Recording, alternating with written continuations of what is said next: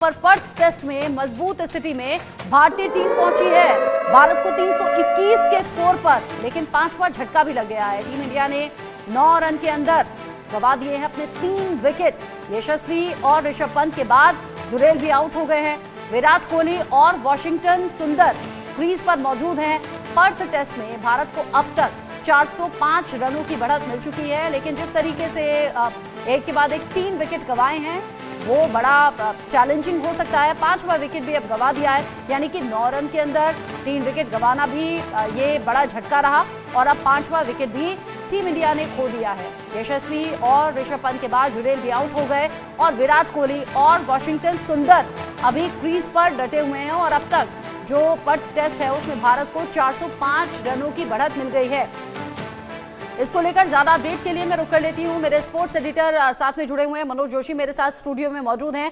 मनोज जी, 5वां झटका लग गया है। 9 रन के भीतर ये जो 3 एक के बाद 1 विकेट गिरे हैं, सांसें जरूर ऊपर नीचे फैंस की हो रही हैं।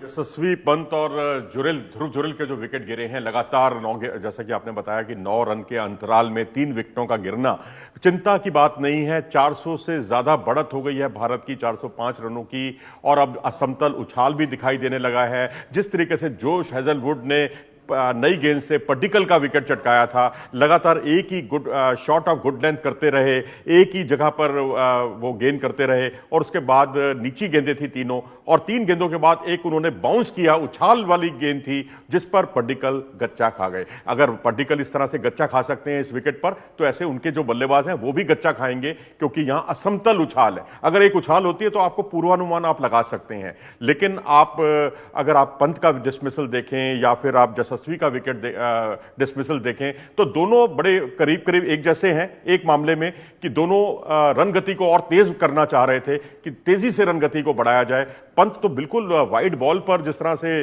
वो कवर की तरफ खेलना चाहते थे और उन्होंने अपना विकेट खोया और स्टंप आउट हुए। ये पंत की शैली नहीं है इस तरह से खेलने की। पंत के पास डिफेंस भी बहुत अच्छा है, आक्रामक तो वो है ही। और इसी तरीके से अगर आप यशस्वी को देखें, वो भी वाइड बॉल थी, बहुत बाहर की तरफ जा रही थी, जिस पर उन्होंने अपना विकेट खोया। तो जिस तरह से उनकी आंखें जम गई थी यहां पर, रनों की रफ्तार को तेज करने के प्रयास में ये विकेट गिरे हैं। और इस सत्र में मैं समझता हूं दोनों बटा हुआ सत्र है। ये पहला सत्र जो पहले दिन का था वो जरूर ऑस्ट्रेलिया के नाम रहा था, उसके बाद के अगले 5 सत्र भारत के नाम रहे। ये सत्र बटा हुआ सत्र है क्योंकि भारत ने 4 विकेट खोए हैं, लेकिन एक सच ये भी है कि भारत ने 84 रन भी बनाए हैं 26 ओवर के खेल में, यानी 4 रन से कुछ ही कम रफ्तार से भारत की बल्लेबाजी चल रही है।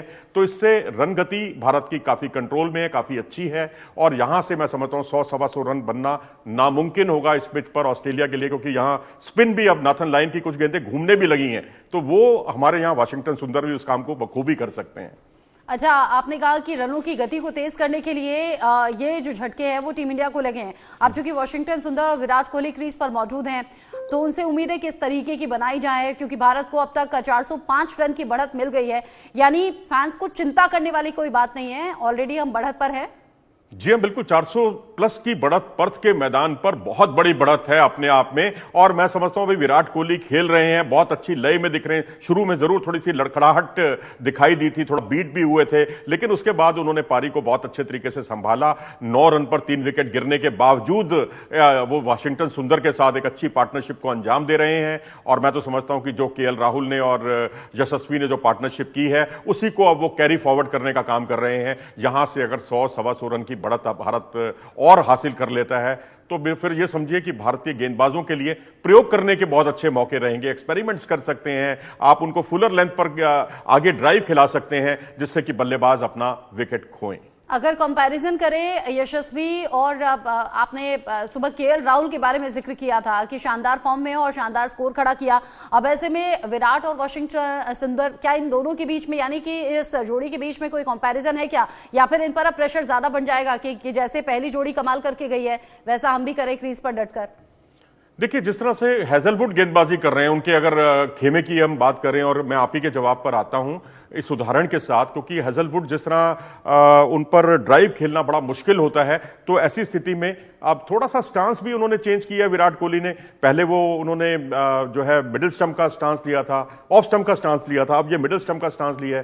पहले उनके लिए 5वें और 6ठे स्टंप की गेंद को खेलना उनकी मजबूरी हो गई थी, और उस स्थिति में आपके पास स्निक लगने का चांस रहता है बल्लेबाज फील्डर्स के पास, क्योंकि पॉइंट का फील्डर है, स्लिप है, गली है वहां, या विकेट कीपर है, उनके सहित 4 खिलाड़ी आपका कैच लपकने के लिए वहां तैयार हैं। तो अब उन्होंने जो स्टांस चेंज किया है उसमें बड़े आराम से वो चौथे और पांचवें और छठे स्टंप की गेंद को छोड़ सकते हैं। तो ये शैली जो है मैं समझता हूं बहुत काम आई थी यशस्वी के भी, केएल राहुल के भी। तो ये स्टांस बदलना विराट कोहली के लिए बहुत उपयोगी रहा।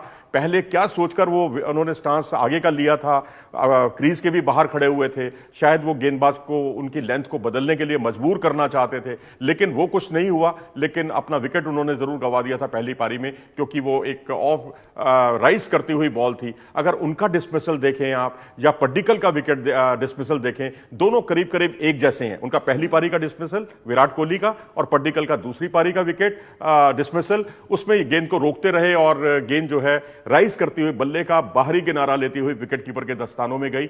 और इसी तरीके से आप देखेंगे जो एक और डिस्मिसल था भारत का केएल राहुल का, वो भी ऐसा ही डिस्मिसल था, लेकिन फर्क यह था कि वो राइज बॉल नहीं कर रही थी, उसमें वो गेंद को रोकते रह गए और गेंद बल्ले का बाहरी किनारा लेती हुई चली गई। तो इस तरह से डिस्मिसल एक जैसे हो रहे हैं। अगर आप देखें 3 खिलाड़ियों का मैंने आपको उदाहरण दिए, तो ये दिक्कतें ऑस्ट्रेलिया के साथ भी आने वाली है जब वो बल्लेबाजी करेंगे। फिलहाल मैं यही कहूंगा कि वाशिंगटन सुंदर और विराट कोहली बखूबी रन गति को तेज बनाए हुए हैं, और आज जितना आप खेल सकते हैं आप आज के दिन खेलिए, जितने रन बटोर सकते हैं बटोरिए, क्योंकि पिच में स्पिन भी है, असमतल उछाल भी है, और यहां ऑस्ट्रेलिया को बहुत मुश्किल होने वाली है। उम्मीद तो हम कर ही सकते हैं कि बल्ले से रन निकलते रहे और कमाल टीम इंडिया करती रहे। लेकिन मनोज जी, जो 9 रन के भीतर 3 विकेट जो गंवाए हैं, आपने कहा कि तेज गति में रन बनाने के चक्कर में हमने विकेट गंवा दिए। क्या यहाँ ऑस्ट्रेलिया की गेंदबाजी या फील्डिंग की तारीफ करेंगे? क्या उनकी तरफ से भी सधी हुई फील्डिंग और बॉलिंग हुई है, इस वजह से भी हमने एक के बाद एक 3 विकेट गंवा दिए इतनी जल्दी? मुझे तो यही लगता है कि जल्दबाजी में आपने विकेट खोए हैं, और बॉलर की कोई खास ऐसी बॉल नहीं थी जिसपे पंत आउट हुए, वो कोई विकेट टेकिंग बॉल नहीं थी। इसी तरीके से जिसपे यशस्वी आउट हुए वो भी विकेट टेकिंग बॉल बिल्कुल नहीं थी। हाँ, मैं वो जरूर कहूंगा कि मिडिल और लेग स्टंप की जब लाइन की गेंद होती है और जब एलबीडब्ल्यू की अपील होती है, तो बल्लेबाज थोड़ा सा सकपका जाता है, थोड़ा सा टेंस्ड हो जाता है कि चलिए ये जो गेंद है कहीं लेग स्टंप के बाहर तो नहीं है। लेकिन जब वो लेग स्टंप और मिडिल स्टंप के बीच में गेंद गिरती है, तो उस वक्त बड़ा मुश्किल हो पाता है अपने आप को बचा पाना, और ध्रुव जुरैल उसी के शिकार हुए हैं। तो बस यही है, मैं यही कहूंगा कि भारत इसी तरीके से चलता रहे, बहुत ज्यादा आक्रामक खेलने की जरूरत नहीं है, क्योंकि अब तेल शुरू हो जाएगी। आपके पास बुमराह हैं, आपके पास सिराज हैं, और आपके पास हर्षित राणा है। हर्षित राणा ने तो खैर छक्का भी लगाया था पहली पारी में, अच्छी बल्लेबाजी कर रहे थे। लेकिन मैं यही कहूंगा कि इस जोड़ी को लंबा टिकना होगा, क्योंकि अभी नीतीश रेड्डी ने भी आना है जो पहली पारी के टॉप स्कोरर थे। तो यहां से आप 500 की बढ़त कीजिए और अपने आप को बिल्कुल सुरक्षित। कुल मिलाकर टीम इंडिया का बेहतरीन परफॉर्मेंस और अच्छी बढ़त टीम इंडिया ने बनाई हुई है। आगे भी ऐसा ही रहे, उम्मीद कर सकते हैं। बहुत शुक्रिया मनोज जी हमारे साथ जुड़ने के लिए। इसी